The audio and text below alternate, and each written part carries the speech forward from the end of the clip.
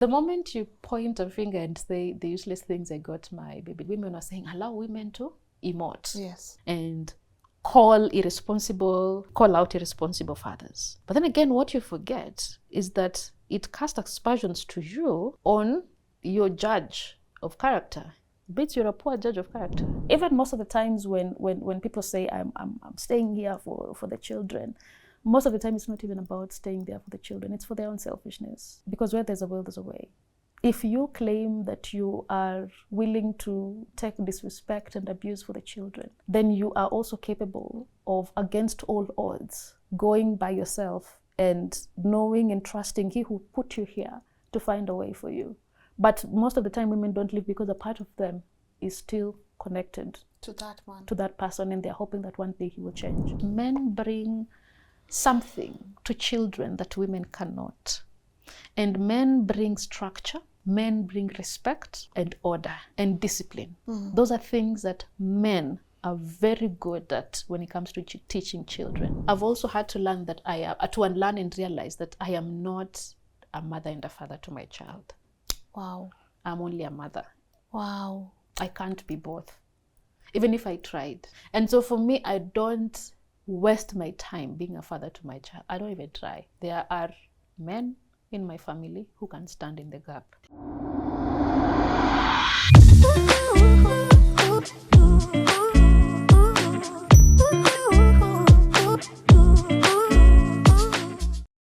Hey guys, welcome to today's episode of LNS. My name is Lynn Ngugi, and as always, we get to meet for another thought-provoking conversation where we get to do the three things that we are doing this year. We are learning, unlearning, and relearning. And talking of those three things, I cannot wait to have a conversation with my guest today. I know all of you saw the trend on the most useless things that I have gifted my child, and a lot of people shared their deadbeat dads, and my guest obviously had something to say about it. She did not agree with that kind of thing, and here she will be talking to us about taking stock, taking responsibility, holding yourself accountable, and also some of the ways that we can be able to self-develop ourselves, especially as women. I know you guys caught her on our previous episode together, and I thank you so much for that feedback. But before I do, let her introduce herself so that she can be able to walk us through today's show. Allow me to say thank you so much to our partners of today's conversation, Kings Developers Limited. Thank you so much for coming through. And I have said, if you are looking into owning a home with a reputable real estate company that is also ISO certified, why don't you take a look at our partners at Kings Developers Limited? They have apartments across the country. They have upper end, medium range, and also cost-friendly apartments for you. And don't forget to talk to them about their flexible payment plan. But if apartment is not your thing and you're looking into investing in a piece of land, why don't you talk to our other partners at Golden Dreams Land and Properties Limited? This is a land selling company that has land in Makutano, Matu, Malindi, and also Masinga. I've gotten an opportunity to visit their properties, and I love the feedback that you are also giving us in regards to this partner. So if you're looking into owning a piece of land, call them. Their contact details are here on the screen, and also remember to talk to them about their flexible payment plan, and also to thank our new subscribers on this platform. We really do appreciate you subscribing. Remember, subscribing is free, and it goes a long way to making sure that our work reaches a wide range of audience. So shukran sana. And now, of course, without further ado, please allow me to let my guest today introduce herself. Hello. Hi, Lynn. How are you? I am doing well. Nice to see you Nice back. to see you again. It's great to be here. In a span of Yes. what? By the way, I think we did this close to a month ago. Yes. Yeah, so it has been quite an interesting month, and I'm happy to be back. Good. Yeah. Our audience love you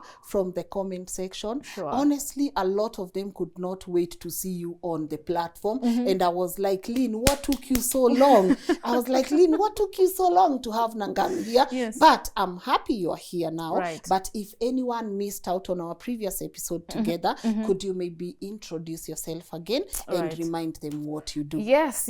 Obviously, my beautiful name is Nangami Masakha. Yeah. I am a public speaker by profession, corporate trainer, and a mentor. So that's what I do in my day-to-day life. And I think today I'm just going to leave it on the professional side. Yes. But a little bit of me is, like I talked about it, is very resilient. I'm a lover of life. I love to travel. Very vivacious character. I'm out there. I just love to have a good time and have fun.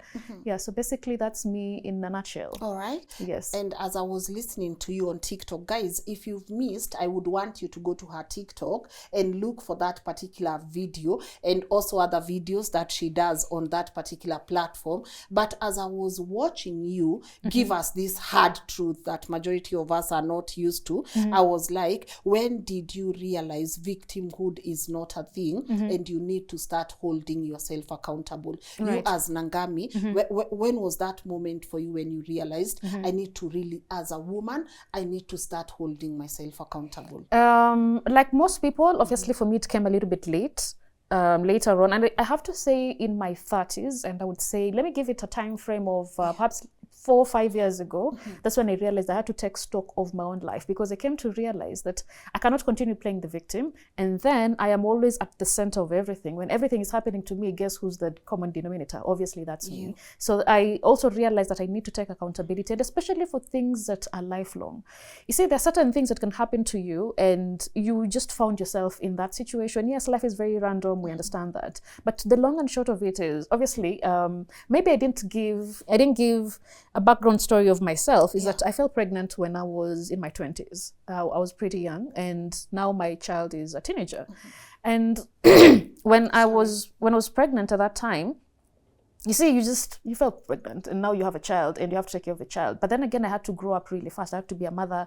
I had to stop whining and, I'm a student, I don't have resources. Like because for me, I took care of my child when I was in college. So I went to school with my child. So I had to make sure they were well fed, my child and my house help. The house was running. I didn't have a job. My baby daddy at that time wasn't financially stable. So I was supported from home by my father in one way. God bless my dad, because he was incredible, especially in making sure that I went through school with the child and had that taken care of. But after I left school, now I was on my own. I was by myself. And obviously by the time I left school, I was no longer together with my baby's father. I had to figure out things, and I had to grow up and I had to mature. And in all honesty, I couldn't sit around and be like, by the way, I'm a single mother, and I don't have a job, and times are tough and times are hard. You have to woman up. You have to step up. You have to step in the shoes of a grown woman, and obviously now begin to think like an adult, because you are an adult. Paying bills is part of being an adult. Making sure that the family runs or your house runs is part of being an adult. Taking stock and responsibility and accountability for your mishaps and for your misgivings. And sometimes I can see like the spotlight is on us, and you can see how daunting it is, especially for people I'm so sure who've sat on this seat and this is the first time. It can be daunting. It's very uncomfortable when the spotlight is on you. This is what responsibility looks like, when everything is shining on you, because you're the one who's you're the one who's on the big seat. You're the one who's doing life. So when you have to take accountability and the spotlight is on you, it feels a bit uncomfortable. And most people, they would rather now turn the spotlight on someone else than it being on themselves. And so taking responsibility and accountability, now that's what it dawned on me, because when everything stops and all eyes are on you, whether you have it or you don't, the spotlight is on you, and you have to take responsibility. And if you want the spotlight to be on you and nice things to be said about you, or the way we are going to have an interesting conversation here, it all depends on what we are going to do. Yes. Beautiful. That's profound. The spotlight is on you. Yes. So even if you don't do the inner work, people are still going to see the mistakes are all over you if you don't do the inner work. But is there safety in victimhood? I would like to say yes. In the beginning, when things have happened, yes, you're human. You have to process. You have to accept what has happened. And in the moment, you're going to, I didn't know. And sometimes there are people who can do you wrong, and it was no fault of your own. And so sometimes it's good for you to accept. You remember the last time you talked about when you fall, it's good to stay on the floor for a moment and recalibrate. So that's sitting in the moment is accepting what has happened. And what has happened, sometimes it can involve a lot of victimhood, a lot of crying, a lot of blaming and apportioning blame and regrets, but it's supposed to be brief. It's not supposed to be your entire identity. It's not supposed to be something now you use to go through life with. Because I'm so sure when, say for instance, when I fell pregnant, it was what it was. I was young and I had fallen pregnant, and at that time, my parents the only thing they wanted to make sure was I carry the pregnancy to term and I have a safe delivery, right? And so there was time for, she's a small girl, and obviously the spotlight was going to be on me. Why did you use protection? All of that. Everyone is going to be casting fingers at me, and there was going to be blame. You should have known better. You shouldn't have engaged. That happened. But then after 9 months, what happened? She's now a mother. How are we going to support her? How is she going to go back to school? Because those are the questions that my father kept on asking. In fact, I went back to school 2 weeks after I had my child, because my father came to my living room. And the reason why I speak the way I do today is because for me, I've been empowered by my father, because it is my father who, after I had left the hospital, he came and took a seat. And I remember that time, I was just looking ragged. It was looking like I'd been run over by a bus. When you just had a child, your bust is all over the place. I wasn't even wearing a brassiere and that sort of thing. And my father looked at me and he felt sorry for me, because I was very young. I had just gotten myself into something. He knew what I'd gotten myself into. I still didn't know what I'd gotten myself into. I just knew, oops, I'm pregnant.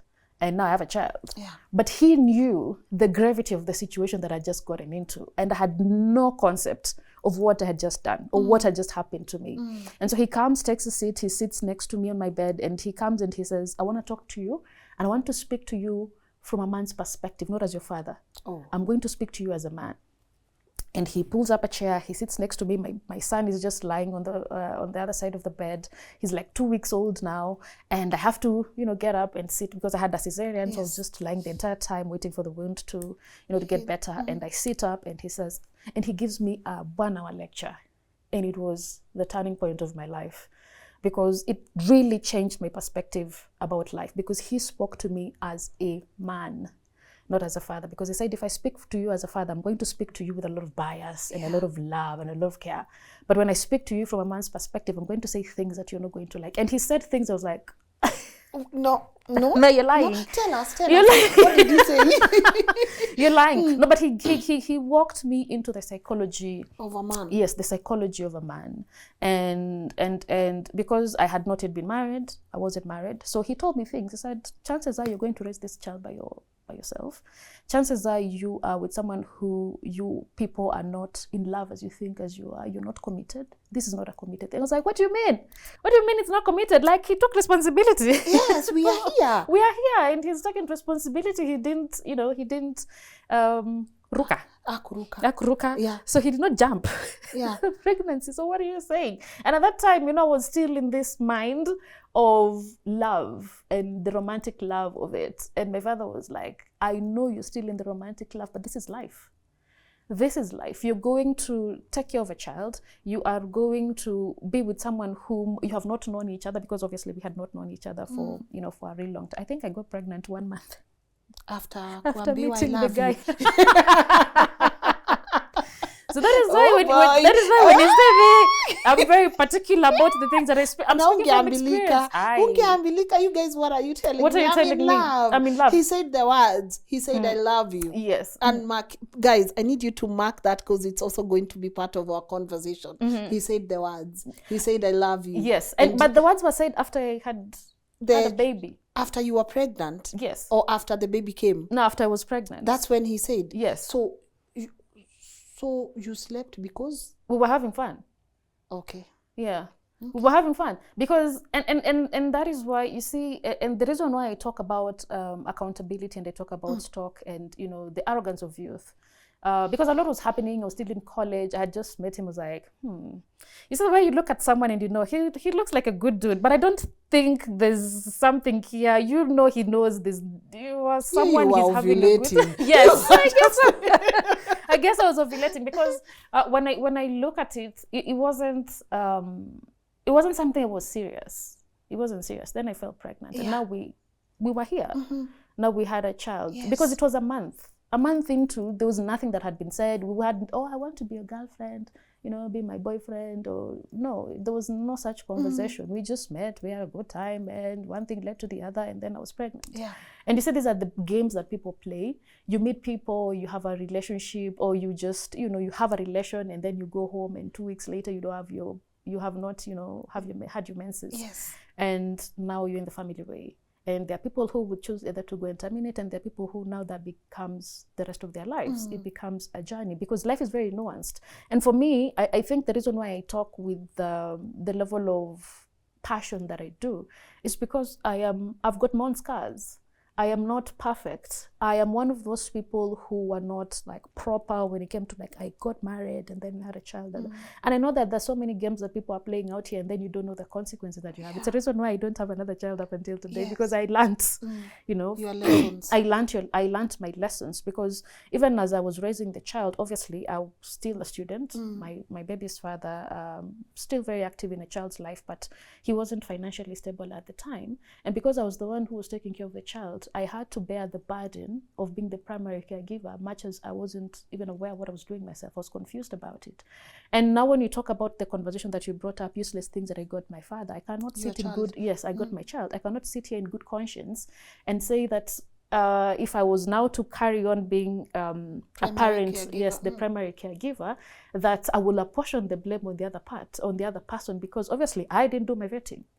I didn't vet the relationship myself to find out, am I really in a position to get into what I'm getting myself into? Because having sex is one thing, the consequences of sex was another that I wasn't even ready for.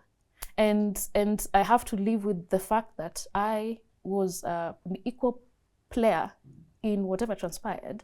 And now we have an innocent child caught in the crossfires, right? A child who would maybe never be raised now in a two-parent home. And there are so many things, and maybe we're not even compatible with this person.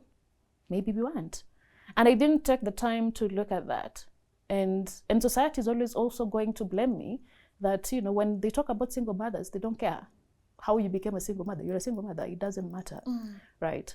And whether you were young, both of you were young and didn't know what you're doing, and now you're here, you're trying to do your best, nobody cares.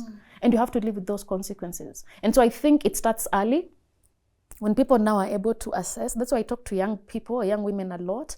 When you're able to assess things, you're able to stop or prevent yourself from doing certain things. And for me, I had to learn the hard way. I had to learn via my own experiences. And I don't think that's the best way for someone to learn through the experiences. Learn through other people's experiences. Because when you learn from your own experiences, it's tough, number one, on you. And then when you have a child, you bring another human being in the process. Because for me, I had to raise a child through survival. It is not a good thing, Lynn, to raise a child in survival mode. It's not a good thing. I think in the society in which we live, how educated we are and how empowered we are, you want to bring a child in an environment where you see, when you struggle, the child also struggles. And as you're struggling, your mental health sometimes is not the best, because when you don't know where your next meal is going to come from, you're going to be stressed, you're going to be frustrated, and every once in a while you're going to mate it on the child. And then you have to raise a child where they have to rationalize things when they're young. And you see, we have normalized it, where a child, you live in an environment where other kids have bikes, and your child has to rationalize it and say, my mom will get me one next time, we don't have money, and I'm just okay. So the child has to be okay with not having things, much as they're just children and they just want to be and experience things. Now they have to think like myself. You see, for me, I'm able to rationalize and say, but Lynn and myself are not on the same level. Her grace is different from mine. She's blessed differently, I'm blessed differently. Maybe one day I'll catch up with her. But now you have to do this with a 5-year-old. You have to do this with a 6-year-old. You go to places where they see that others are having birthdays. They have never had a birthday party because you don't even have the resources to throw a birthday party for them. Or something as simple as just taking them out. I remember for the longest time, I used to take my child out for window shopping. Like, we would go to the malls. You see, on Sundays, when you go to the mall, and people are going to the malls and you're just there, they're like, oh, PS5. Mom, you gave me a PS5. Yes, I'll give you a PS5. I will. Yes. Not today. And they've been asking since it was PS3. Now it's PS5. They're still asking. Well, as the technology advances, they're still asking. Yes. You'll get me one. Mom, you get me that bike. Yes, I'll get you the bike. They go into the shops. They try out bikes. They hold the bike and they go home, and you never get them. Yes. You never get it for them. Now, for me, that was an issue. And I think sometimes we get to a place where, with the selfishness that we have, we don't care about the psychology of children. the selfishness that we have. Yeah. Do you think part of that selfishness is if I get a child with this man, we are locked? That you're thinking more of your relationship with this man and not the product of this relationship. Yes. You are using this to prove a point that me and you will have a baby. So you're in my life forever, I'm in your life forever. Is that part of the selfishness? It is. It is part of the selfishness. And I think, and you see sometimes, even most of the times when people say, I'm staying here for the children, most of the time it's not even about staying there for the children. It's for their own selfishness. Because where there's a will, there's a way. If you claim that you are willing to take disrespect and abuse for the children, then you are also capable of, against all odds, going by yourself and knowing and trusting he who put you here to find a way for you. But most of the time women don't live because a part of them is still connected to that one, to that person, and they're hoping that one day he will change. They're hoping that one day he will come home and he is transformed. One day he will come home and he will love them and treat them well and all that kind of stuff. But also when it comes to the children and when people want to lock people down, I don't know. Because I'm thinking in the 21st century, that thing is very outdated right now. You should know better that if someone doesn't want you, having a child just to keep them locked and to have them, down, it's stupid. It's stupid. What's the logic behind that? That someone has not loved you by yourself enough to want to stick around. What would happen if you brought now someone else into the picture? It would somehow be... It will soften their hearts or something. And I think it's also lack of knowledge. I guess it's lack of knowledge because most women do not understand even the psychology of men when it comes to relationships, I guess. And those are some of the conversations that my father had with me, although he did not get into the psychology of it. But you said there's a reason why science and not science, but also, yes, science and even spirituality and religion tells us, especially women, that get to know a man first before you can sleep with him. And you see right now, people are like, women are just like, oh, we are liberated, I can sleep with anyone, Because women will release the hormones, the dopamine, oxytocin, endorphins, and men have a suppressing, And first of all, the primary hormone for men during sex is what? It's testosterone. And is it the one that, I think, is it oxytocin? There's one of the hormones that is, I've forgotten the name of, relaxed something. It's one that is responsible for sleep. That's why when men already have it, they fall asleep automatically. Yes. Automatically they fall asleep. So those are the very many hormones. Now, for us, oxytocin is the love drug. It's a love hormone. That is why most women get attached emotionally the moment they have sex. And a woman will not understand that this guy is toxic, is inconsistent, doesn't take care of me, but I just can't stop thinking about him and I can't stop wanting to be with him. Ulishaingia kwa shimo. The moment you had sex, ulishaingia kwa shimo. That love drug. It takes hooked. A lot of, you're cooked. That love drug and that that level of connectivity has already happened for women. One. So it happens for us, it happens during sex. For men, it doesn't. Most of the time, it doesn't. And in fact, for men, I think the vasopressin has been, vasopressin or oxytocin. That is why you need to connect to a man more, emotional bonding before it can happen. Such that even when the sex happens, it's a bonus. It's a bonus. You've already bonded. But then again, for men, the moment they have sex with you, I think it's called the coolage effect. It's called the coolage effect that has been observed in animals. That an animal, when they met, progressively, that male loses interest in the female when it comes to having sex, though it still has interest in having sex with other females. Hey, wait, what? Yes, it's called the coolage effect. So a man. So even so men have give it to him. Some men have it. That is why some men will immediately they have sex. That interest sort of declines. Yes. And so he now is interested in having sex, but now with other females, not you anymore. It's gone. It decreases. Now it's not for everyone, but that's what it happens. That's how it happens, and that is why for most women, a man pursues. The moment you have sex, he goes. He leaves. You're like, and the way this guy pursued me. Yes. Yeah. And the way he pursued me. The moment he hits it, he's out. He's out, and it's not that they are bad people. It's not that he's a bad. That the hormone that was chasing the vasopressin, the moment they hit, it's already gone. It depreciates. And you see, for most of it, for most men now, that is when now their eyes open. After they've had sex, that's where they're like, Actually, I don't like Lynn. Hata unanuka jasho. Actually, I didn't like her that much. She's not even good. That is why she's not pretty. She's not interesting. I don't like her anymore. After they've had sex, that's when now their eyes open. Yeah. And now for women, eyes close after they've had sex. And that is why you have to be very careful. There you go. Eyes close. Once eyes open, women's close. Be closed. So how do we work it out now? If the eyes are closed and here the eyes are open, how do we work it out then? And so that's where the logic is supposed to be at. First of all, take time. Okay, it's not everyone. There are so many people who've had the sex the first time and they've built a relationship and obviously they went and got married. So obviously it's not like it's cast in stone. But what we're trying to say is now you go ahead and vet people. That's why I was talking about vetting people. And that is why for women now getting into sex, you get into it knowingly. Because for most women it was just, we talked about accountability. And having sex has consequences. It is so consequential that you shouldn't just get into it anyhow. First of all, for women, it has so many implications. Number one, your pH. If you're not used to having it, it destabilizes your pH, first off. Number two, now you're emotionally connected. And that's the reason why, it's the reason why men have a problem with a woman with a high body count. And it's not because of even the scientific aspects of it. It's because of this conversation and understanding that if she has slept with so many people, chances are she has been emotionally connected to so many people. And men with that envious thing, they just I want her to be emotionally connected to me alone. Yeah. Why has she been emotionally connected to so many people in the past? Right? But even having the logic of it and understanding that if I have sex and I have unprotected sex and their chances are I'm going to be a mother, now I have to vet this person. Fine, we may not end up together, but there are several things I need to look at. Is he emotionally mature?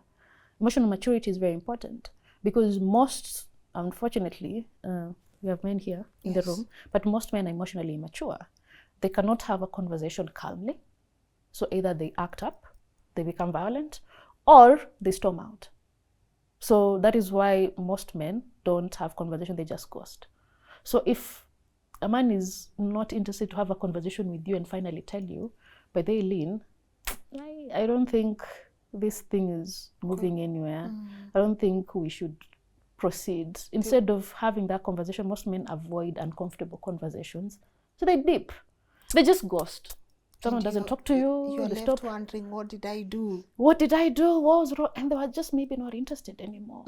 But they can't close that door. And then also something else women have to understand, most of the time men don't close doors.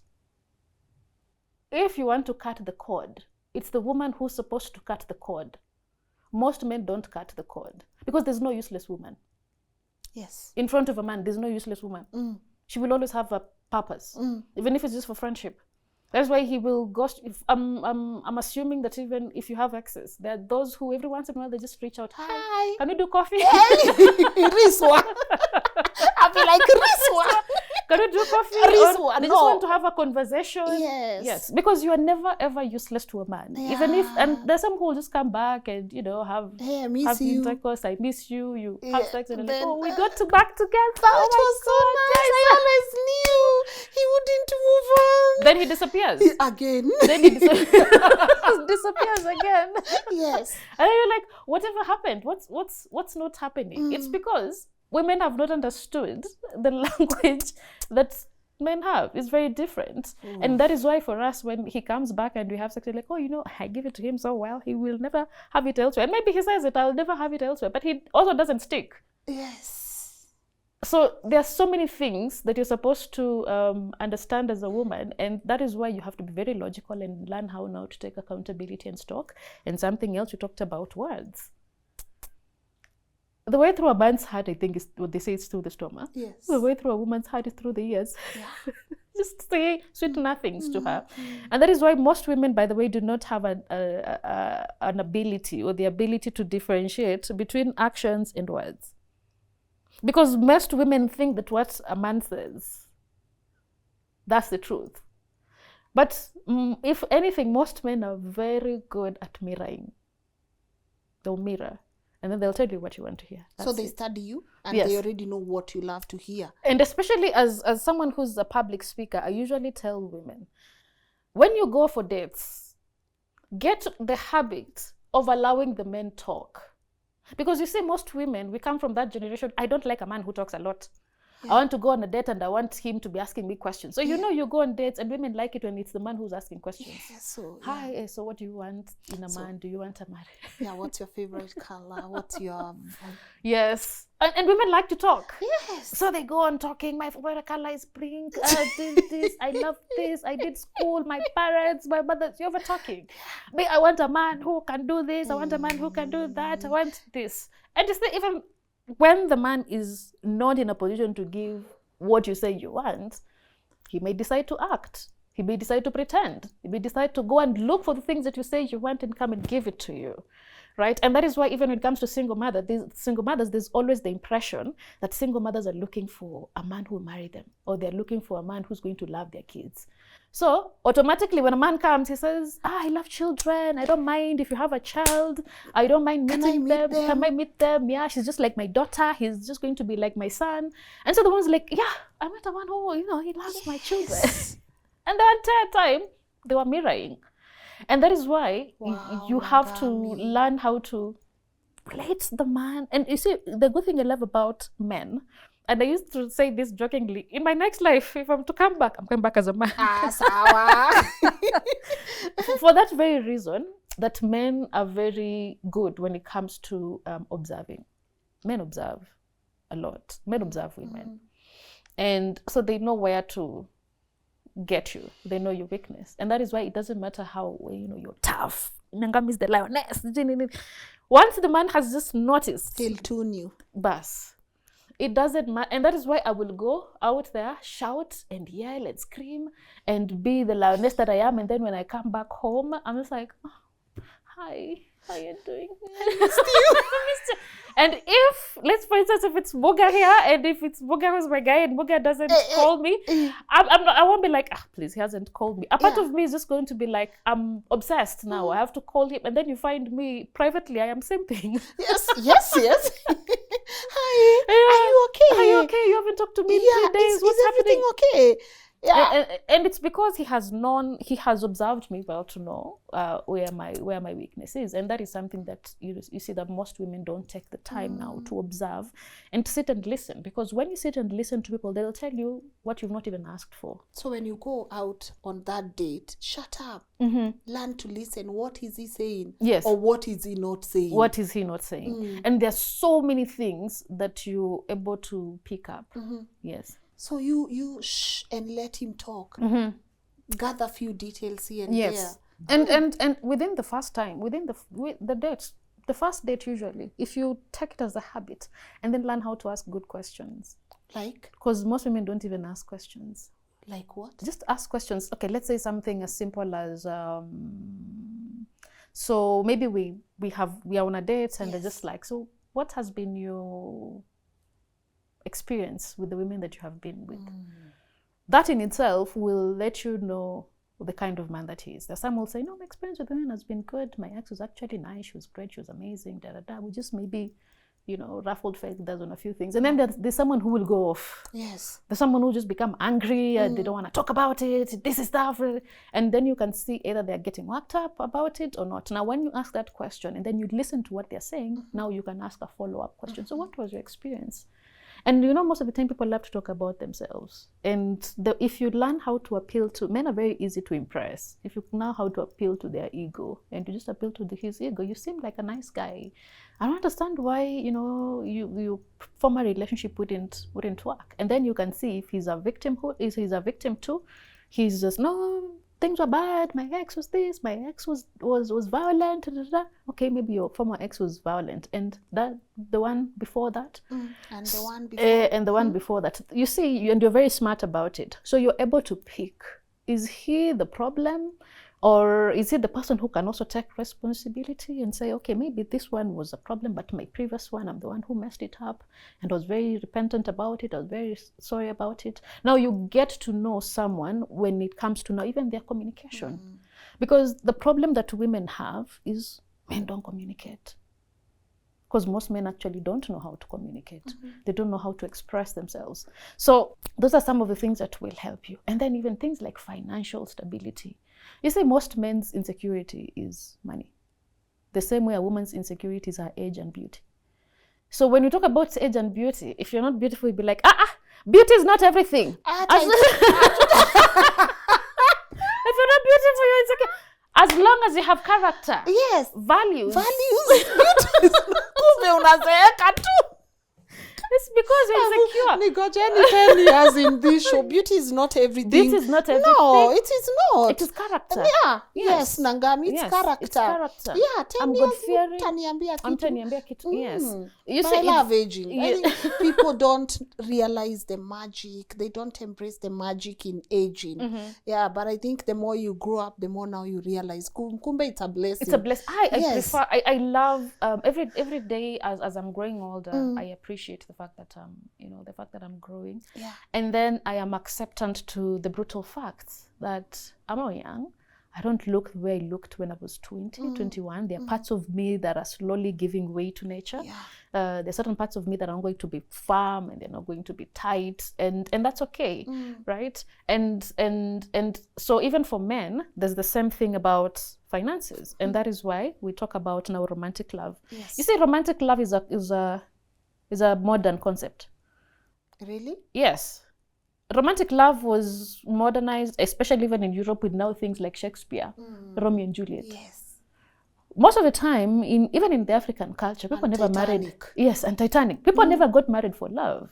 They got married for People got married for family, connectivity. People got married for alliances. People got married for survival. That is why even in Africa, we had arranged marriages. Yes. You just come back and you're told you're going to get married to this person. In African culture, people never got married for love, romantic love. And you said romantic love is also something that was brought about by the patriarchy, so to speak, because of the men who are less to do, so that they can find mates. Because when you look at even in aristocratic Europe, people who used to like write poems and knights. You see, the prince, Cinderella, Snow White, they were always saved by a prince. So it was the rich who had access to the most beautiful and young, and this hypergamy. You realize that survival of the fittest. This is natural order. It's natural law. A woman will gravitate to the man who, even in Africa, who had more money, who had more resources, security, who was strong. Yes, physically strong, security. That's what women gravitated. It was never about, oh my God, he makes me smile. No, it was about my offsprings. That is what the woman was looking for. And the same thing happened also in Europe. But then again, the aristocrats, the men who were rich were few. They couldn't accommodate all women. So it meant that even the men who were at the bottom of the barrel, the men who were at the lower level of the food chain, were not getting women because the women did not want them. They had nothing to give them. So romantic love had to be popularized, where the man who does not have a lot can come and say, I don't have a lot, but baby, I love you. Wow. You are the only being in my githeri. Yes. I will take care of you. I will love you. I will worship the ground upon which you walk. And I have a vision. I have a vision. Just support me on my vision, and I will take care of you. I will love you. And it's the same conversation that is being peddled today. Yes. That if you support the man, then he makes it. Now you become the woman who he was with when he had nothing. Because the man who has nothing needs someone to support him. And what a better way to sell it to a woman than tell her, if you support me, you stand by me. In the meantime, he's getting access to your feminine energy. He's getting access to you as a woman, getting access to you as a labor, for labor, getting access to you for having children, but you're still buying into an idea that is not yet materialized. And so and that is why you see, like, the man who doesn't have a lot is very romantic. Because the rich don't have to sell you on romance. I see power. Rich men don't have to sell you on romance. Rich men have fame, they have power, they have money. What they have, the possession in themselves, sells them. So umesema romance ni a broke man. And then umesema romance. Yes. It's a very difficult truth, but then again, it has to, because that man has to sell something. He has to sell something about himself. He has to say that, I will take care of you, and they're the ones who will do the most. They're the ones who will, bend down and tie your shoe and carry your handbag Open the door. and open and make you feel nice. Make you feel like, oh my God, he doesn't have much, but oh my God, he loves The me. way he treats The way me. he treats me, yeah. Then you buy into the conversation. It's nothing tangible. It's nothing hard. You can't put your hands on it. It's ephemeral. It's concept. It's not real. Yeah. But then again, that's why I say when I come back, I'll come back as a man. But men ask for real things from women. So women are sold romance. And that is why the women who are just like, oh my God, you see this on TikTok or even on social media, like, a husband has sat on the chair, on the seat, the wife is on the floor, he's undoing her hair. People are just like, oh my God, bless me with such a marriage. May this love locate me. He's undoing her hair.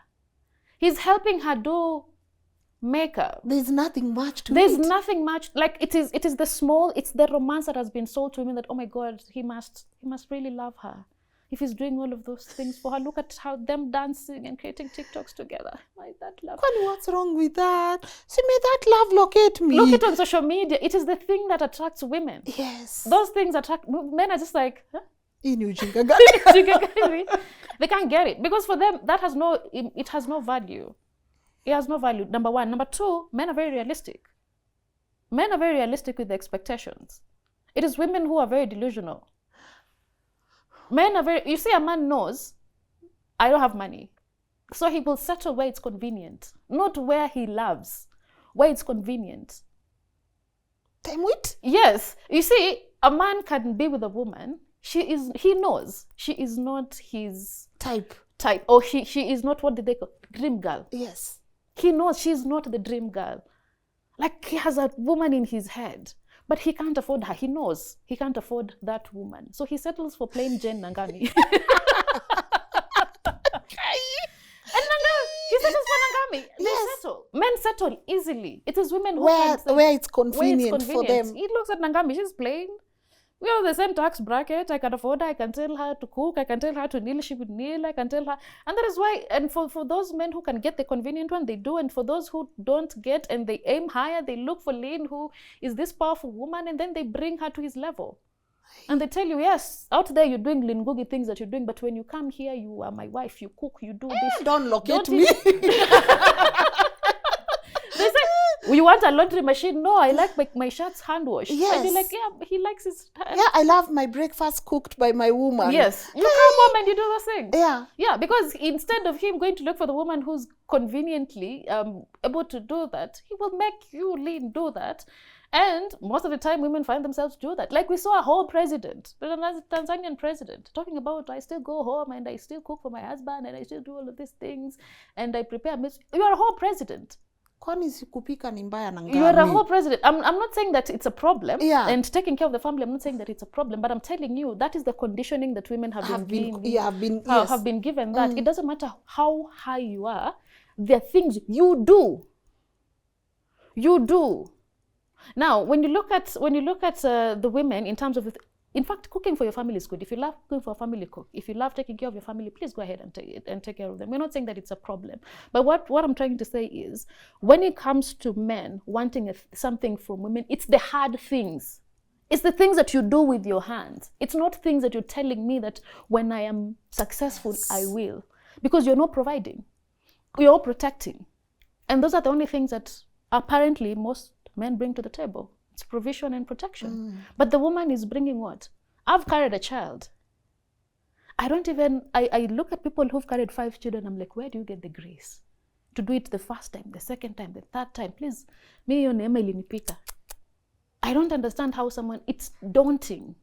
Women lose their lives. Women lose teeth.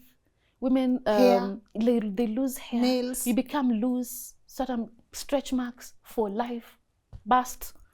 It does its thing, and you do that to give birth to his bloodline. In the hope he will still love you. Yes, and you're giving him his bloodline. They are your children, but they are his bloodline. Okay, they are both your children, but they carry his name. You're doing that that is why even if a man disappears out of your life, he knows, I left my seed with Nangami. Even if he doesn't do anything, you're the one who's taking care of your child.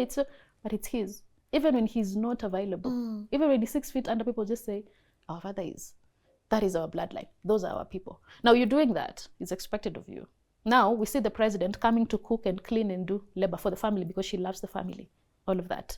And then it comes with the submission. It comes with respect. It comes with peace. You're giving all of these things. And for you, all the woman wants is what? Loyalty. The only thing she's asking for is faithfulness. Just be faithful to me. And even when you do that, you're not guaranteed to be the only woman. Yes. Because tell me, why did you say a man can love his side chick more than you? What are you saying? Then why are we together? Why are we both of us? Yes. Oh, because one is convenient and the other one is a dream girl. Shalala. Yes. And you see, this is a conversation that most even women don't want to have. Because most women just know, as long as he married me, then. And we have children. And I'm the one on the wheel, and I'm the one who's everything else. And that is why even the content that I create, I said to this, at the end of the day, it is the man who's benefiting. At the end of the day. And I gave an example. Maybe it was not a good example, but I've said this. There's no difference. It's like the house, they were called niggers. The house nigger and the plantation nigger. So the woman is in the house. The conversation about, this is how I see it, the conversation about the side chick and the wife. Number one, this disparity that has been brought about to women, I don't know who brought it, but it is women who have side chicks and main chicks. Men, you cheat with a man, I have Muga, I have him, I have Edwin. It's just, I cheated on one man with another man. Yes. That's it. There's no, he's the side dude, he's the side piece. No, it's just man and man. But it's women, it is women who have the side chick and the main chick. And the main chick. The disparity, the fights. Okay, fine. So the main chick, the main wife, is the house nigger. So she's the one who has access, she has the one who has proximity. She's the one who has, the house niggers are the ones who are given warm clothes, they even had shoes. Some of them now ate well, they slept in warmer rooms. Like the master loved them a little bit. They looked even different. Some of them were called mulattoes. Yes. Yes. So but still niggers. Yes, but they were still niggers. And then there's the plantation nigger. So the plantation nigger was the one who was suffering in the sun and she didn't have any rights. She was just there. So this is the conversation. So the side chick is the plantation nigger. She's still a nigger, but she's out there. She's the one who's doing the heavy lifting. So she's the one who's acting as his what? His therapist. So he goes, oh, my wife, my kids, oh, business. She's the one who's doing the heavy load, and she's the one who has to perform styles. She has to know everything. She has to look good. She has to. Yes. You see. So she's the one who's acting in the scorching sun. Competing. Yes. Competing. But in the scorching. She's the one who's out there.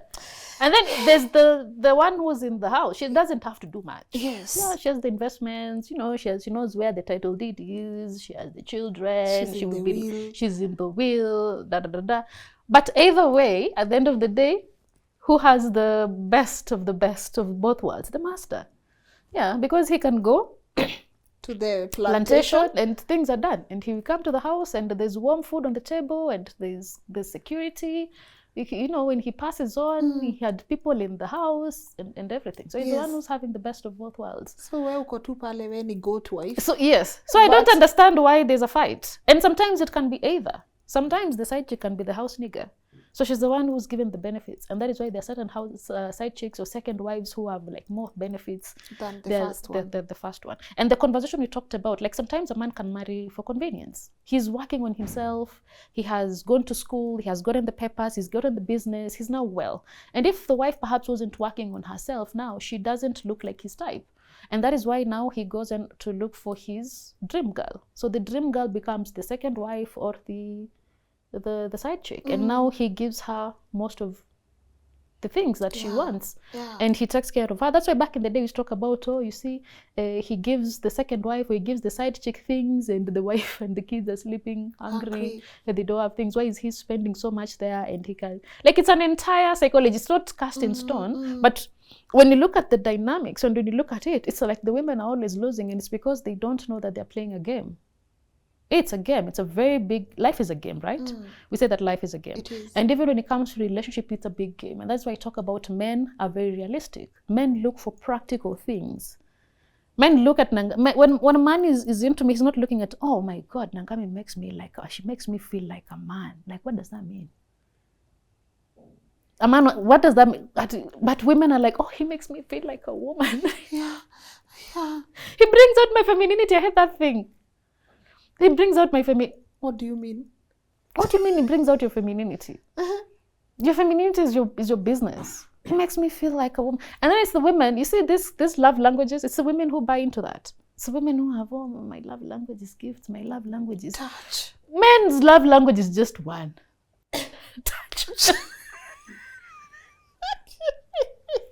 The men will tell us, men don't have to do words of affirmation. It's women who have words of affirmation, three gifts, three acts of service. Acts of service. I don't know. Those things. Men have just one love language, touch. My God. Is this something women are willing to hear though? So you see, that is why I tell you that women are very delusional. And it's the stories that we were told. We were sold this story with the very many books that we read. In fact, nowadays I say, if you're giving kids books, give them the African folklores or the conversation we used to read, you know, Kakasungura. Yeah. Those are better things to give to your kids than Cinderella. Cinderella, Snow White, Sleeping Beauty. Those are books that... And all of these drama, Korean, those romantic Philippines, Alejandro conversations. Alejandro. Yes. Hey. Those romantic things. Look at who watches those videos, those movies. It is women, and then the men are not watching. And then there's the disparity now. Women come in with expectations. Men are not even aware where the expectation is coming from. Because where is all this coming from? Unaware that these are things that you saw in a TV. Flowers. He never opens the door. He never pulls the seat for me. Yes. All those romantic things that women watch. And then unfortunately now women live now in fantasy world. They live in fantasy world. They don't live in the real world. And now that is why women come into expectations now. When you say that Snow White, Cinderella, Sleeping Beauty, Alejandro, those conversations. Only watch Camila and Alejandro. Yes! Hey! And even the Nigerian movies that we like of this girl who had nothing, you know, she wears tatters and then the king's son comes to the village. Yes. And now he doesn't want the popular girl, he doesn't want the princess, he just wants her. You see, so unajiweka in tatters waiting for your prince charming. So that is what women are buying into. And so when women grow, they have this idea that, you know, I'm going to find the perfect prince, he's going to come, sweep me off my feet, we're going to live in our castle. Happily ever after. And then also when you talk about accountability is that you see women have this idea of getting something for nothing. It doesn't work. It's not in the real world. Something for nothing. Yeah. You think someone he takes care of me just because I exist. Let me tell you, even the rich men who spend on women, they don't spend on you just because you exist. They will tell you just exist. Just to be, you know, just look pretty. That too is a value to them. Looking pretty. Yes. It's a value. It's an addition. Yeah. They're willing to spend a lot of money on you so that you can look pretty. You can look pretty and look good. Because you are a representation of them. Yes, you're a representation of them. And unfortunately, if that is the only thing that they are going for, then your tenure is not guaranteed. Because after the beauty fades, yes, they will go for the next plantation. Young. Yes, another plantation will pick another nigga. Yeah. Damn weird. And that is why as a woman, you have to understand that it goes beyond beauty.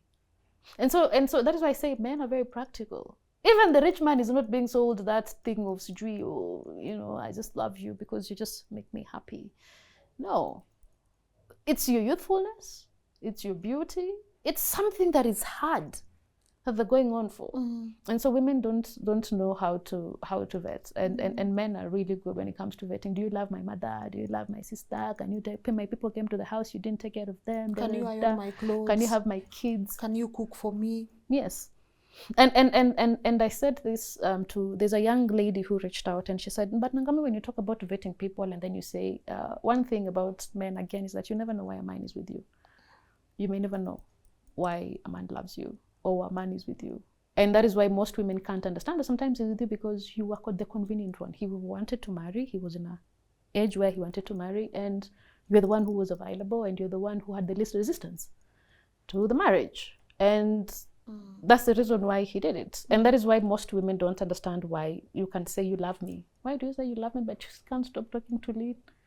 Why is it that, and now I have to come and fight Lynn physically myself for Lynn to leave my man because I don't understand why he can't leave her. Because there's that disparity of not even being able to understand. Yeah. So what do we do better now? What are some of the things we need to start learning? Taking stock. I think number one, I'll start with taking accountability for your own life. My biggest issue with most women has been that women live their lives in people's hands, and I think that's poor. Yeah, that's so bad. So ghetto. So ghetto. That's to live your life on someone else's hand, and that is why women are like, I'm looking for someone who can be a leader, someone who can be take care of me, the priest, and be my. When you're still single, let's talk about people who are still single. When you're still single, obviously, when you get into a relationship, there's dynamics. Yes. In the marriage, there's dynamics. There's someone who has to lead, because all of you can't. It will be chaotic. Yeah. So there has to be structure. That I get. But as you're starting out, please learn how to lead yourself. Make your own decisions. Bring your brain when you're doing things. Use your brain. Yes, use your brain. Critical thinking. You see, there was this lady who was talking about how, you see, when they have that conversation about, I was tagged on that comment, but she was a very young woman, and I didn't feel the need to mention her, or at least even revert to that video, because I felt like she has years of learning that she has to do. But she was discrediting there's no free lunch. There's no such thing as free lunch. She was saying, that thing is rubbish. Why do you say there's no such thing as free lunch? Like, people just need to be honest. When you take me out, you have to tell me, and please don't hurt me. Why do you hurt women when they come and show up and eat your lunch, and then they don't like do as per what you expect them to do? Like, men should just stop doing this, that, and the third. And I felt really embarrassed, but also sorry for her, because she came into the world with an idea that the world is fair. She has the understanding that somehow the world is fair, that people are going to be truthful, people are going to be honest. And people have your best interest at heart, which is not true, number one. Number two, she also came into this idea of, she doesn't have self-preservation. So you walk into a room and you don't think that there's going to be potential danger. And if there's potential danger, how have I cushioned myself? How have I protected myself? Most women don't have that. They think that the world is fair. So if Lynn has asked me out on a date, I'm just going to show up and expect that Lynn will pay for whatever I eat. See, Lynn has called me out on a date. She should be able to pay. I have no understanding that the world as it is, Lynn can be so many things, and I might show up and she might not like me. She might not like how I look, and she'll just walk away and leave me on the table. Have I cushioned myself? Do I have my own money? Okay, fine. I'm going to meet Lynn. Lynn is a guy, and he's spending this on me. She's spending all of this on me as who? I'm special. I'm pretty. Yes. I have this idea that, okay, she's spending on me, okay. And then when Lynn asks now for a favor, I have the liberty of saying no. No. I can just say, no, I don't feel like but I ate and then peacefully. Yes. And then Lynn will be like, okay, that's fine. You see, that lack of danger, that lack of self-preservation, and that is why women will enter into a danger zone, and then things will happen to them, and then it will be like, oh, they didn't know, or people should do this. Enter into this world as it is, not as you hope it to be. So that even for me, as grown as I am, I'll tell you this, even as I go on dates with someone, I understand that if I am outside my zone, I am outside my safe space, I lack control. I am aware of it. I don't go into a space. So if a guy, let me give an example of Muga. If Muga has invited me over to his house for a first date, or he's invited me over to his house for whatever reason, right now as Nangami, I'm very much aware that I'm going to be in an area where I lack control. And anything that is going to happen, I am at the mercy of Muga. I am at his mercy. Whatever he chooses to do to me, his area, his space, his house, he knows it too well. He knows the locks, he knows the terrain, he knows he's in everything. control. He's in control. He's in his zone. So anything can happen to me. So even as I'm in that place, I'm taking responsibility. I know, Nangami, you have gone to Muga's house. If he asks for something and you politely decline, and you see that he is not accepting your no, you're on your own. Whatever happens to you next, you're on your own. Because you cannot apportion that on anyone. I can't go into, as grown as I am, almost 35, I can't go to that space and say, I didn't know. How? And then how was I going to a man's house who I know is not my brother, who I know is not my friend, and then not expect for a sexual advance? How dumb can I be? How out of touch with reality can I be? And then get to that place and still say, I want to consent. You see, if it's a relationship that we have, then yes, today I can consent, tomorrow I can say, actually, I'm on my knees, I don't want, and you'll be like, okay, let's do this. But if it's something that I'm just experiencing for the first time, I need to have that, number one. And even when we're in a relationship and it happens, knowing what I know happens in relationships, people are forcefully, asked to do things, even married. I always need to have that. And I think that's the knowledge and the information that most women need to have, so that you don't get yourself into situations and then say, I didn't know, or he should have acted better. Self-preservation. But then someone would be like, Nangami, you are saying this about women. Right. At what point do you also criticize or caution men? Yes. I get that a lot. Yes. Like, why are you not talking to the men? Why are you just here faulting women? Why are you criticizing women? Why are you telling women do this? Then why are you not talking to men? You get that a lot, right? Yes, I do get that a lot. And it's because I know between a man and a woman, the person who has the most to lose is the woman. So you take care of you first. You see, even if we tell men to be responsible fathers, the burden of childhood or motherhood still lies on the woman. Even if today all men decided to be responsible fathers, the nurturing of a child is dependent on the mother. Even women who have given or they've had birth or they've given birth in happy marriages still suffer postpartum depression, and it's bad. It's something that happens to you as a woman, number one. Number two, it's because the reason why I don't also focus on men, it's because men will be men. Number one. Number two, I don't think I have the authority to caution men. I don't have that authority to caution men. I can only maybe politely ask, but I have no understanding of what it means to be a man. Like, I have a son. I understand it's painful to go through the cut, circumcision, but I don't know what it feels to be circumcised. And even if I tried, I can't feel it. Even if a man tried, he can be in the labor room and still not know what it means. To have a child, to go through labor. He may not have that holistic understanding. So for me, that's why I don't meddle in things to do with men, because at the end of the day, I know that men get away with so many things that women don't. And you're better off cautioning yourself as a woman. Better safe than sorry.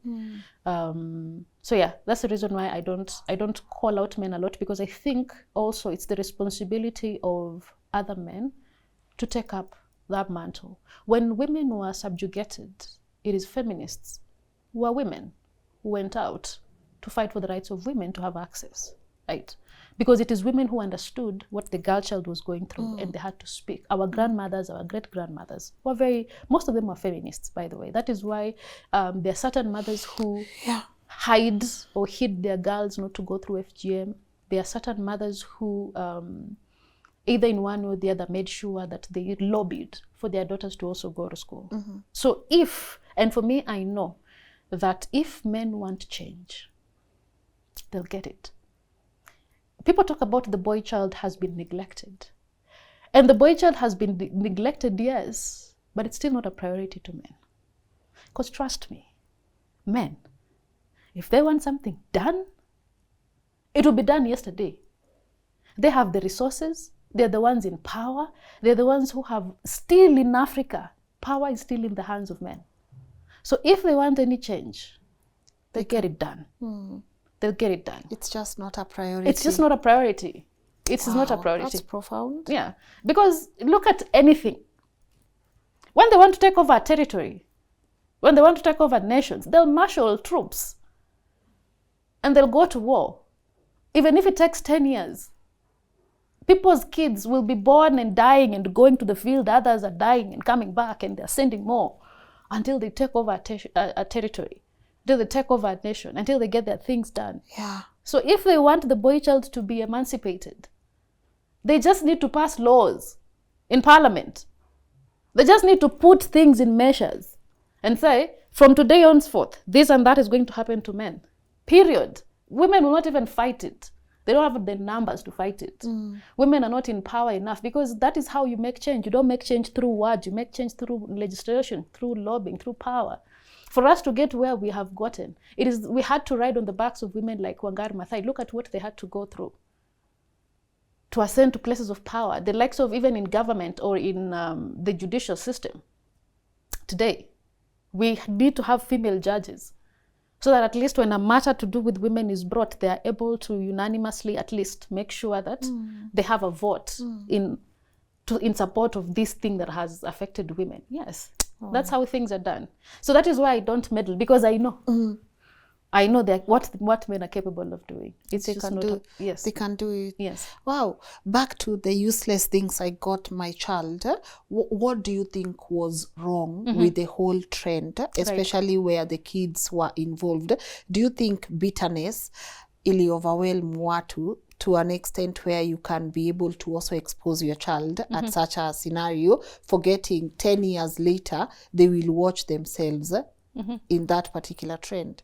Yes, I think it was in bad taste. It wasn't thought through, especially for those who revealed their kids' faces.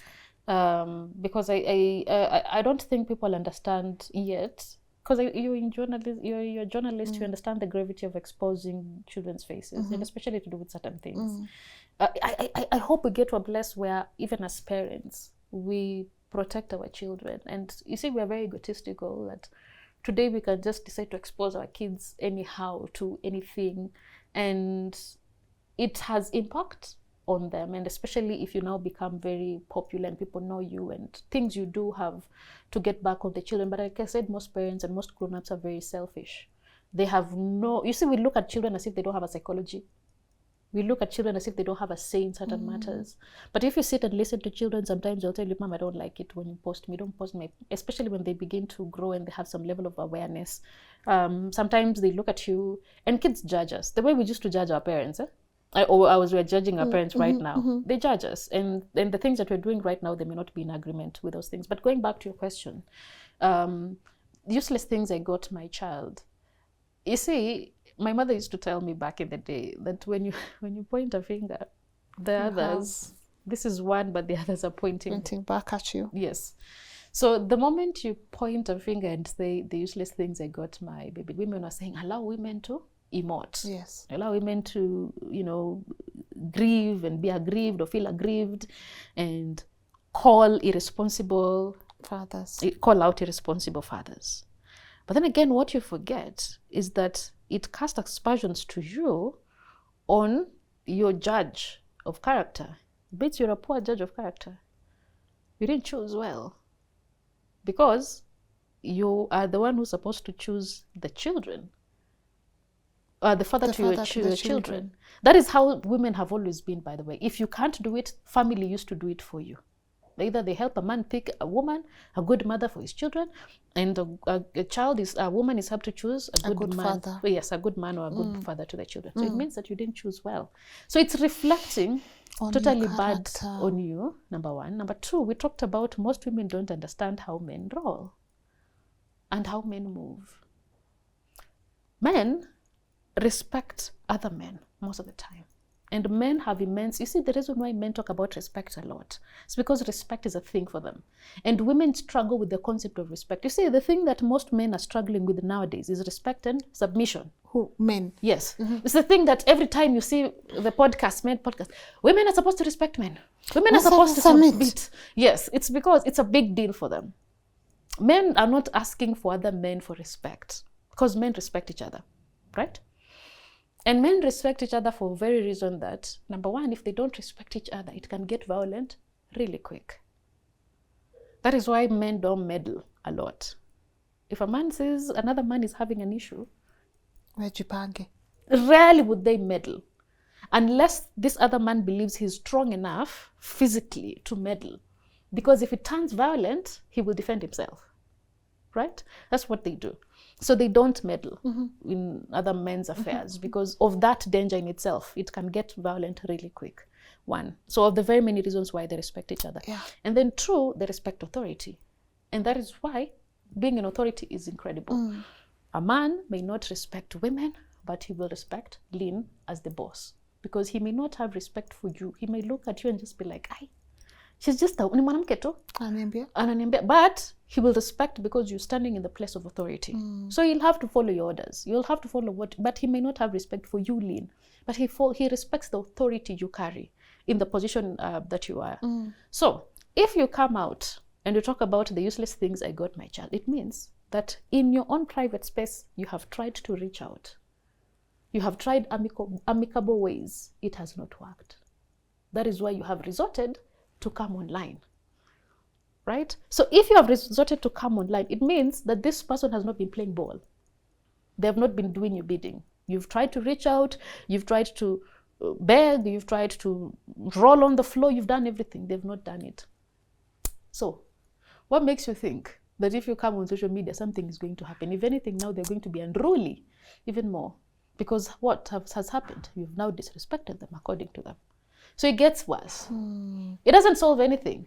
It becomes even worse. That is why for most men, you try and take a man to court, a woman who has a child, and you try and take a man to court. So for child support, now you have worsened things. And especially here in Africa, there are those who have left jobs to stop paying. Just to frustrate. To teach you a lesson, to frustrate you. And now, it becomes a tussle, or it becomes a fight. So, the reason why I said the useless things, it is good for cruise. It is good, maybe it helps emote, it helps you feel like, finally I've gotten my pound of flesh. I've exposed him, I've embarrassed him. But that's all you get. But you don't get anything done. You don't get anything tangible done.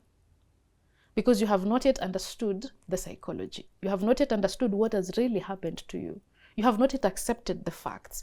Now, if you say you've gotten someone who's useless in your life, what does it say about you? You hang around useless things.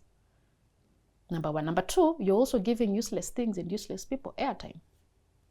Oh, there you go. Why do you say someone is useless and you keep on talking about them till... Making them useful. And making them more relevant. So you see, it comes off as just bitterness and anger. So it talks more of your character than their character. Than what is really happening. And you see, that is why we say that as women, we have to be told how to be adults. Because women get into this life and sometimes they have the body of an adult.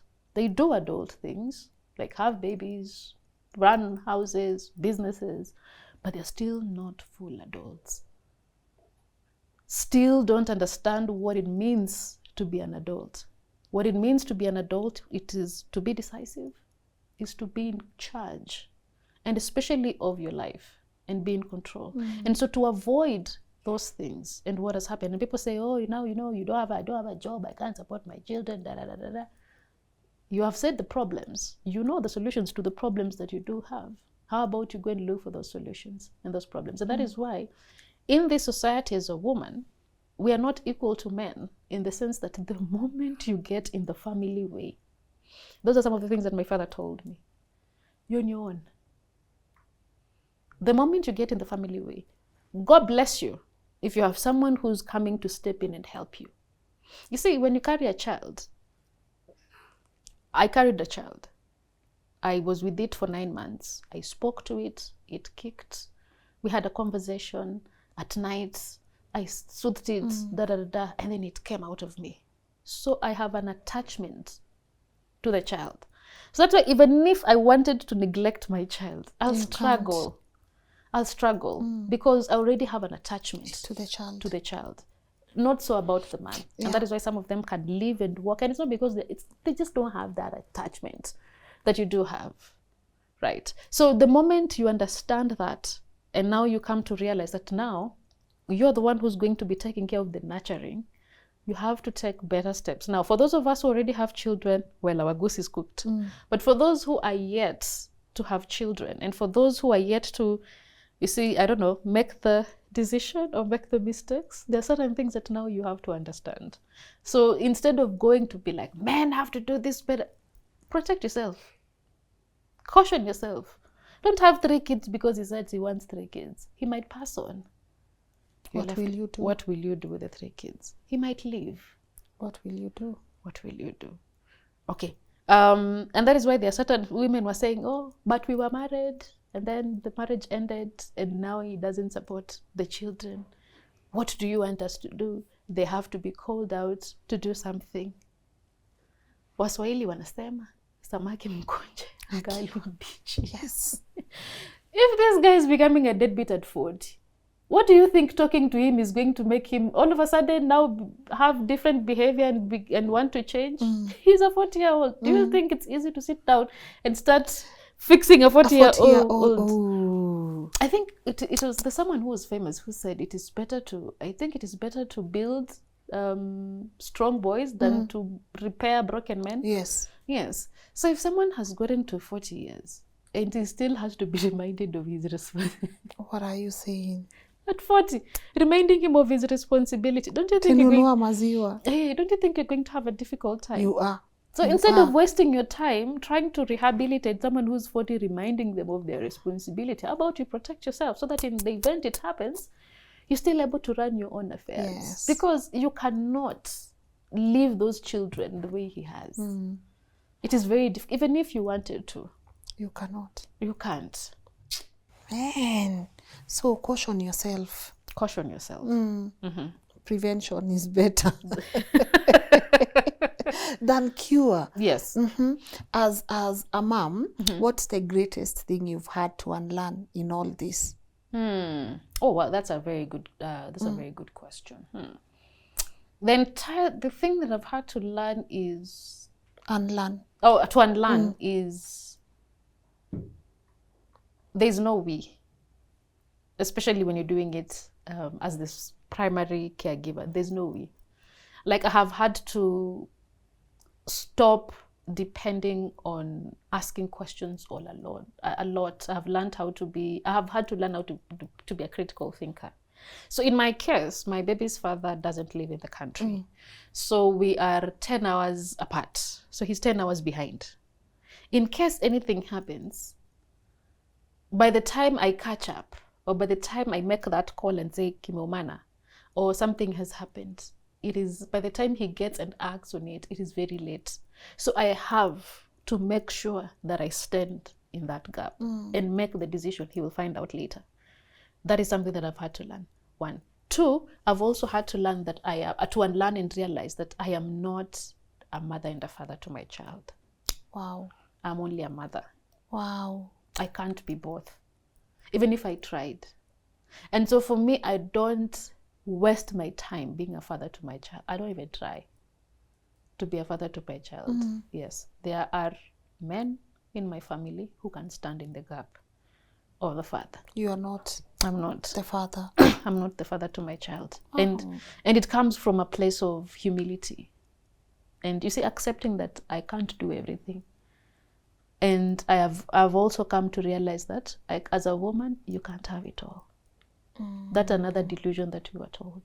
But then, like during Father's Day, you will see women posting themselves and saying, Happy Father's Day to me. I've been the mother and the father in my children's life. That's not a good thing. I understand where it's coming from, because it's coming from the place that perhaps, I'm now paying school fees, things that men do. Yes. I'm the one who's paying school fees. I'm the one who's taught even maybe he or she to ride a bicycle, things that maybe fathers do. But I think it's sometimes it's a bit misguided, because men have a role to play in society. And I hope that even with this conversation, most men will take up this mantle, because men bring something to children that women cannot.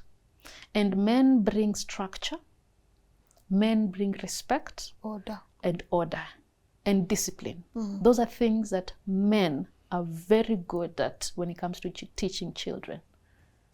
Structure, men operate in structure. Men understand the concept of structure. You see, the reason why we go into spaces and we come here, we shout, we tunajiachilia. We don't have that concept of structure. Women don't have a concept of hierarchy.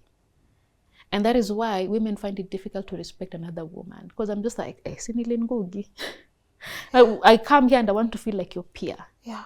I come here and I want to feel like you and I, we're not the same. You see? Because for me, I've come to a place where I understand we are women, but we are not on the same level. Like, I respect where you are because I understand structure, I understand hierarchy. I will not want to be with you in a car and we're just talking about it. Hey, Yes. Your partner? So how are you guys doing?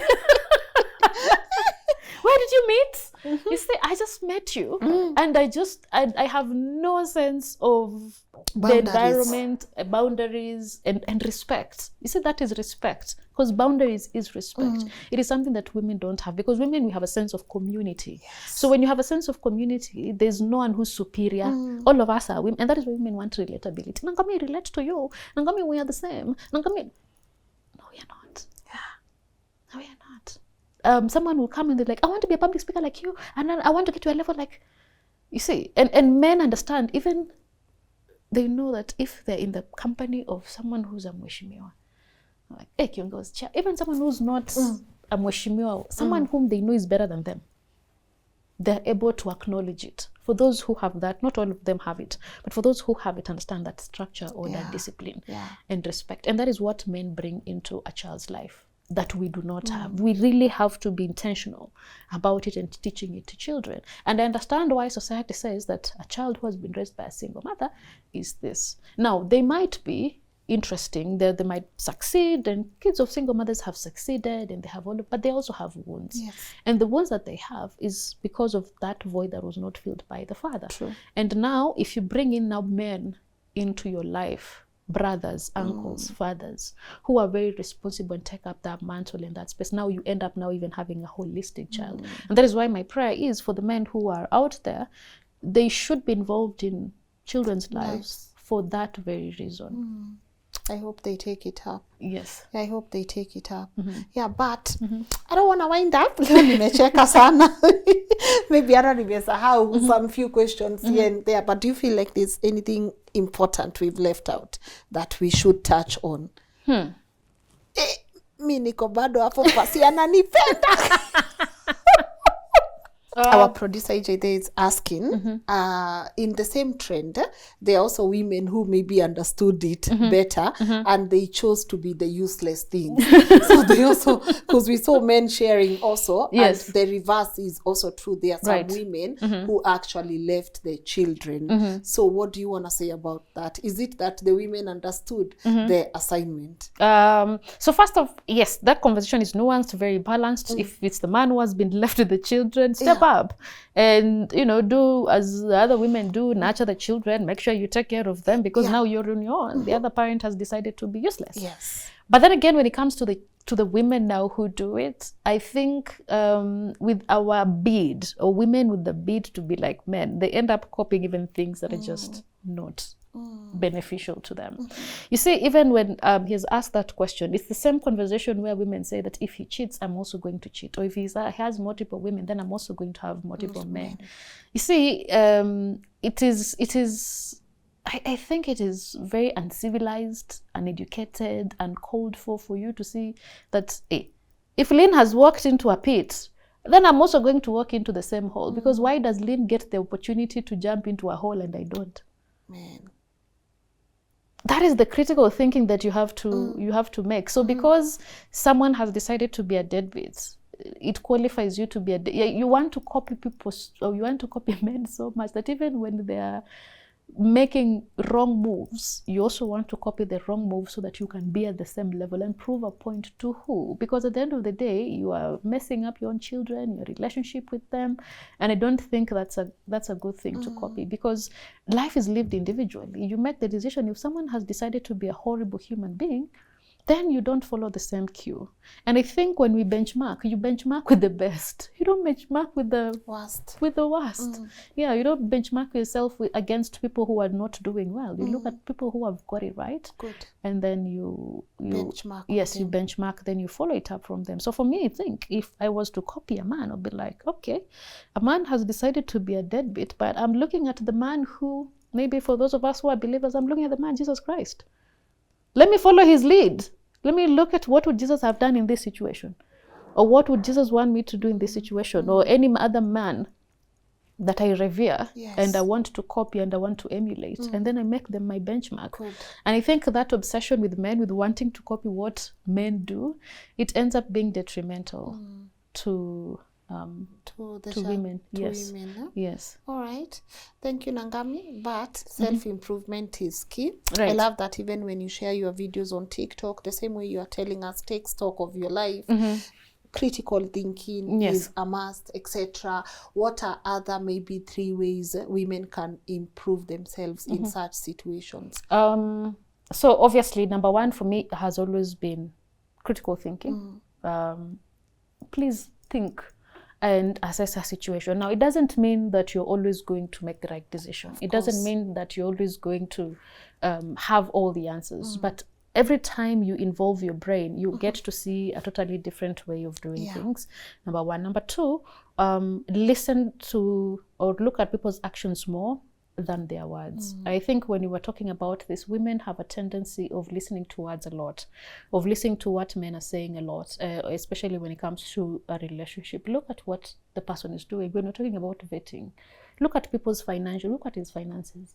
Are you with someone who has incredible debt and it's just useless debt? You see, that's a trend. Are they financially irresponsible? Those are some of the things that you need to look at. Is that person kind and empathetic? Yeah. Those are things that are very important. Emotional maturity, the ability to communicate. If you're a spiritual person, look at someone and look, are we on the same level? 1, 2. And then 3, also something else that young women need to understand is that there's a difference between, emotional connection and physical activity when it comes to having sex. Now, most women, unbeknownst, there are certain people, or when you're with a man, you can know you're making love, and there's another one you're just effing. Yes. Damn it. And so that almost passed me.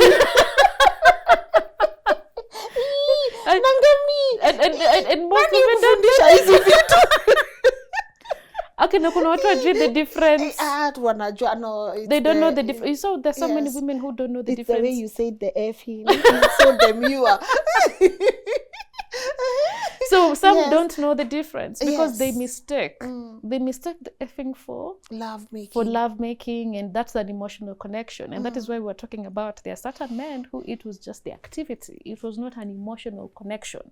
And then you are forcing things. You're forcing things. And so you're confusing that physical activity to mean emotional connection when it is not. So you have to fight. And by the way, women, every time you have to fight for something in the beginning. Be ready to consistently fight to keep it. Yes. It has to flow. Things have to occur naturally. If they don't occur naturally, it is okay to accept defeat. Yeah. And sometimes as a woman, it is nice to accept that he's not that into me. And women look for excuses. He's not... he loves me. It's only that it's that girl, Lynn. Yes. I'm going to teach Lynn a lesson. Lynn. You fight Lynn today. Tomorrow you fight Mary. The next day you're fighting Jerry. The next time you're fighting who and who. Because how many will you fight? He's not that into you. He's not that into you. Yes. Sometimes that could be the truth. You're not it anymore. It stings. It hurts. And also sometimes to understand that he may not love me the way I want to be loved. Good. And so you don't force it. Yeah. And when it comes to actions and words, actually, I get conversations a lot. Oh, sijui this person ghosted me, and then he came back, and then we did this, and then and then so many and then he also disappeared. Number 1, you understand he's not consistent. Oh, he says he's busy, and then I talked to him, and it was 3 days ago. I called him at 11. He was on another call, and then the next day he told me that he was just busy. He was talking to someone at work, and you see, everything is there.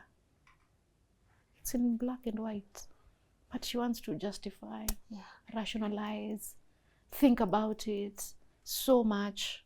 when the truth is the truth. Right in front of you. Right in front of you. And I think sometimes just that idea to let go. Most women don't know how to let go, to detach. That detachment it's something that women have to learn, have to understand. It's something that men have mastered. Men understand the detachment. The law of detachment. Yeah. Very fast. And that's why women are like, I was with Lynn. Why is it that 2 weeks I shall move on? Why do men do that? Why will they be with you for 7 years, then you break up, and then in 2 months they've already moved on? They've already moved on. Okay, fine. Sometimes they don't heal. Yes. They just look for people to cover the pain and to mask it and the entire thing. But most of them know how to detach. Like men know how to detach. Like you see, right now, let's assume you and I in a relationship, and we fought in the morning. I'm just like, hey, I can't wait for Lynn to come back in the evening so that we can continue this conversation. I can tell him, or I can tell her peace of my mind. Yes. Lynn went to work. You as the man, you've gone to work. In the evening, you'll pass by the club with your friends, take one for the road, come back home, you come eat. Once you're done, at night you're like, hey, Nangami Masakha. And I'm just like, bro, I'm in a fight. We're still fighting. I want to fight. Yes. I want to keep on fighting. Yes. I don't, and then I'm like, no, I don't want. I'm nimefura. You turn, you look on the wall. After 5 minutes, I'm just there wondering. It's like,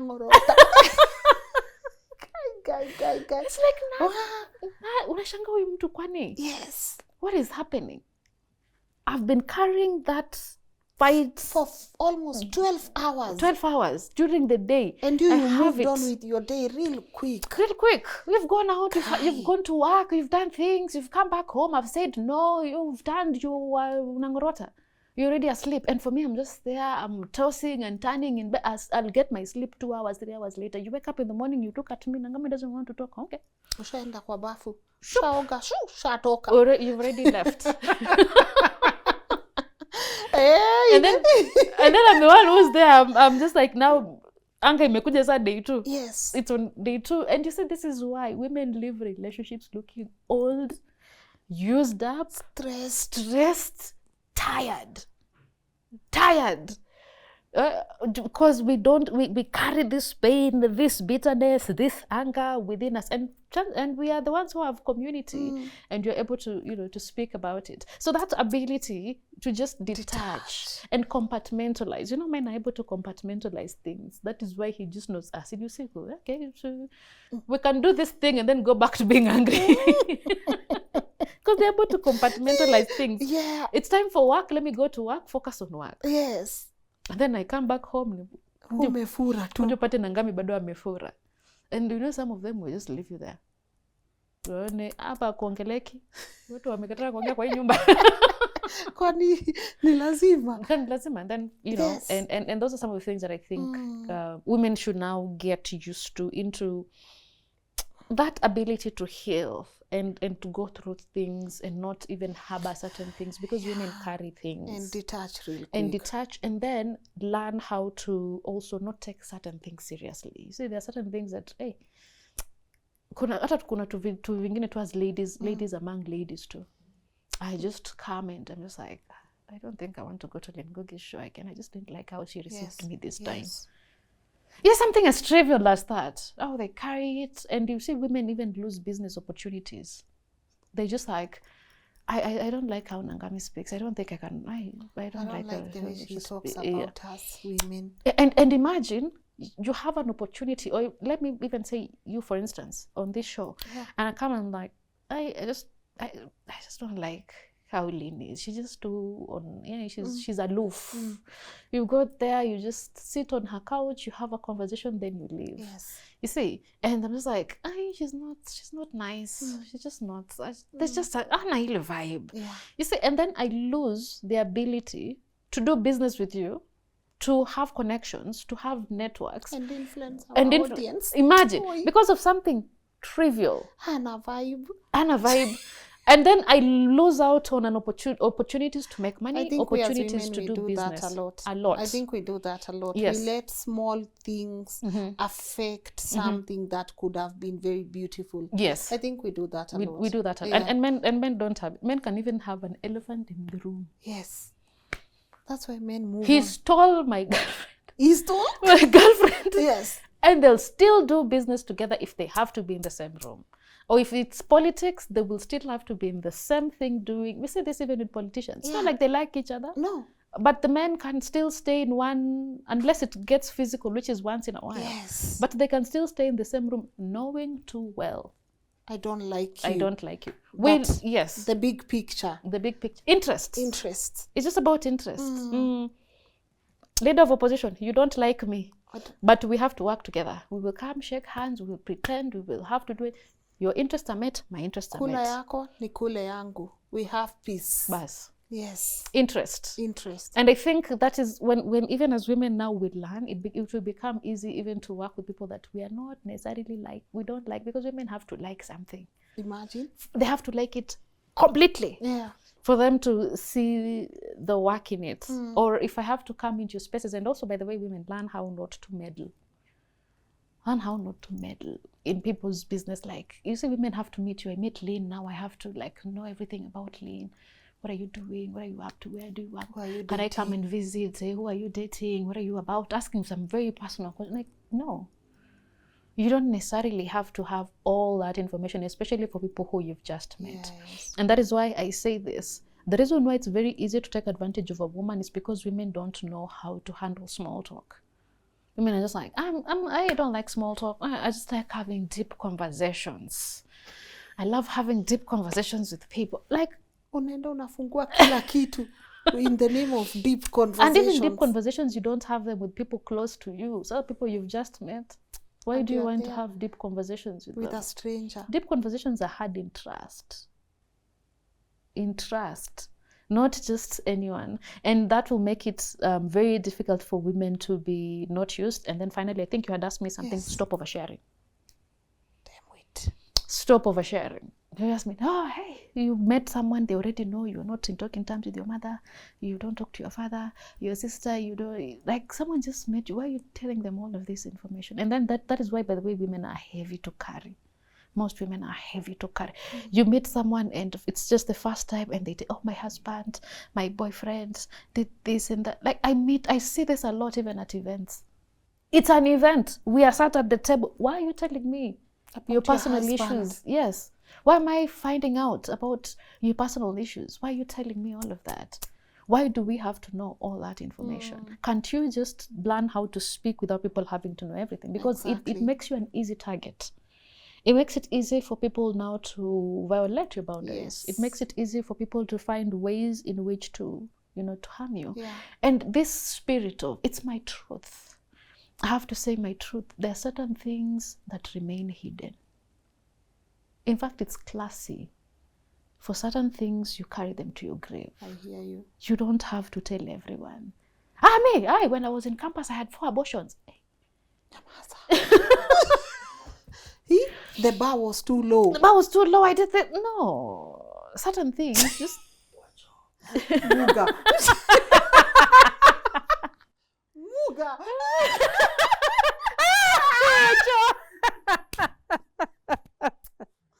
Yes. Hey.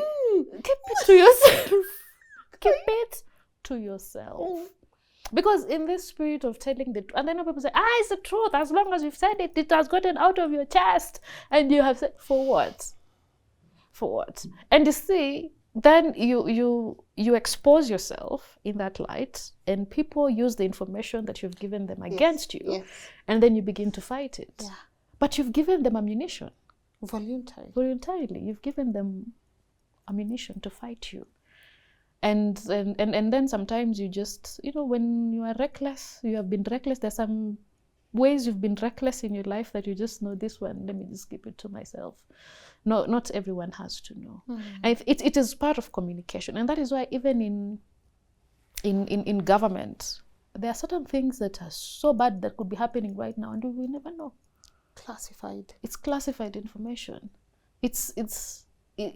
it's information that maybe we should know, but if we are given that information, it doesn't help us. It only throws us into hysteria. Good. It only makes us question the legibility of our government. Yeah. It will make us question if our boundaries are actually strengthened or they are very porous.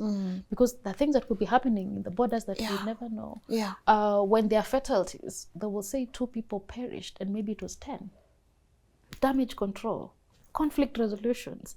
Those are skills that most people do not have. So yeah, you do damage control.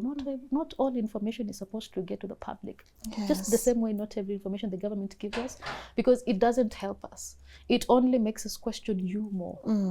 Yeah, and you don't want to have that kind of spotlight on yourself. And even when it comes to a relationship, that's why they say in relationships, when you're dating someone, when your man doesn't have to know everything About you. And even about your family. I learned this from a relative. So, maybe just finally, there was this lady who was talking about something with their father, and so I was in the room, and so this sister, let's say I'm your sister, I've come home, and I'm talking about our father, and Muga is your husband, and she's like, oh, you see dad alifanya hivi, and dad alifanya na ule mwanamke wake, and that other woman, and so the entire time you're just quiet, and it was like, kumbe the entire time, your husband doesn't know that our father has all of these scandals, small things, these, how can I say, embarrassing things that he does in the village. You see, when you find about them, you just deal with them, naisha, and you don't want the husband to know. And it's for the reason that you're trying to protect the image of your father in front of your husband. You don't want him to know everything that, oh, my father is useless, my father is this, my father. You don't want, because you understand that it can also come back and bite you. Because most people have said it has come back to bite them. You see, even your father has 10 wives. Now you are complaining. I only have 2. And you're complaining. So you see, and those are certain things that you see people hide, and so that is very. It's very important. When I saw it firsthand, I was like, I understand where that is coming from. Sometimes you do that just to cover people's honor, and also to cover your own honor. And I think even now with this conversation about the useless things I got my child, it is said in the spirit of anger, maybe bitterness, a lot of resentment. But then again, you are forgetting that that is what you are referring to your children's father, and you're saying, by the way, your father is very useless. You see, it is one thing if it comes from someone else. It is something else when it comes from you, and you're the one who picked him for them. Yes. What are you communicating to them? What are you saying? You are so useless also. You chose a useless person to have me. And also, I didn't have the honor to pick someone better for you. The integrity to pick someone better for you. This is what I could get, and then going to disparage him, especially publicly. It does something for you, but for the children, it's very detrimental. Exactly. You see, my parents are separated, but I don't know if right now I'd feel nice if any of my parents, if my father, for instance, would come online and say that my mother is useless. Yeah. Or vis-a-vis. That's my mother. You see, you don't get the right, nobody gets the right to talk smack about your mother. And the same way, nobody takes the right to talk smack about your father. Yes, I understand that there are certain men who, anyway, even the kids can see, that is. But wacha itoke kwao. Wacha itoke kwao. Not you, and especially not in public. And myself being a child, I know this too well, Lynn. Mzazi ni mzazi. Especially here in Africa. Even for you, you might have reservations for any of your parents. But at the end of the day, you know that if your father today was to say he needs something, or your mother, a part of you doesn't want to help. But you still will. And you still will do that, not because of that. Okay, fine. I don't even want to get into that because I understand how nuanced it is. There are certain people who've gone through like violent parents. True and story. Therefore they have cut off. Yeah. They don't want anything genuine to do reasons. Genuine reasons. They don't want to get into that. So let me even try and avoid that conversation because I know how nuanced it is, and Yeah. there are certain people who are justified, especially, but the children. But I'm thinking as a mother, and the child is still very young. I think caution is needed. It is. It is. Do you have any book recommendations for us today, or is there a course that people are taking with you? Share those details, please, because we want to learn and learn and relearn, and we want at the end of the year we'll sit here with Nangami and we will be able to circle back and say this is the outcome of the conversations that we've been having. All right. First off, by the way, I want to say to the people who reached out after our first session, it was nice. Really? It was amazing. Yes. Truthfully? Yes, it was amazing. Because I also got business. Beautiful. I made money. First of all. I'm change. Look in the car different. I look different. I look different. Pesa si shida. Money is pesa utas. Yes, at least I got business. People signed up for the class, for the public speaking class, so that was amazing. I got amazing, feedback from people from all over. Good. In fact, oh my God, I have to say this. I got a client from as far as Fiji. You guys, Fiji. you watch from where? Fiji. Yes, Fiji. Nice. And she's now in my public speaking class. And, Beautiful. So, in fact, the public speaking class that I took on this month, I just ended, it was 100% people from YouTube. Beautiful. People from YouTube, not even from my TikTok, YouTube. Love that. So that was amazing. So I just want to say thank you to all of you, and for those who reached out also, just to say, to say that they understand, and to say thank you for the lessons that they have learned. Peter Tilner, this guy, what's his name? This from 0 to 1. 0 to 1. You've read 0 to 1? No. 0 to 1 is a good business book, but it's interesting. Thank you for coming through. It's having always me. amazing having you. And just in case you are talking to us about the course that you have going on, do you have anything going on for our audience, and where can they register? Yes. So the Getting Unstuck 3 is still coming up. Good. So yes, I'll be happy to have them, because the Getting Unstuck 1 and 2 went really well. It was amazing. So people can get unstuck from their stagnation and just fix the mindset and whatnot. The public speaking is still going on, the training, the 6-week public speaking sessions. For those who can't afford it, by the way, I'm so sure that the people who want to attend the class but they can't, have pre-recorded videos where they can just go listen and learn how to become better public speakers. Goes for the videos, 1,500. I think that is something that they can afford, maybe 13 USD. And my number is still the same. Good. 0715-458-271. Oh, and the Self-Mastery Masterclass for women is coming up. Good. It's coming when up this month. It's coming up this month. I'll give the dates, but it's still going to be on the 13th, either the 13th or the 20th. Good. Depending on what I'll be going, I'll be handling at that time. But the Self-Mastery Masterclass, especially for women, it's really important how to learn to master yourself. All right. Yes. Shukran sana. Honestly, as I said, me sitting with you, it's always a good time. I know we've laughed, but most importantly, we've done what we said we would do. We've learned and learned and relearned. And I know time is not on our side, but I hope I can get to have you again on this platform for another thought-provoking conversation.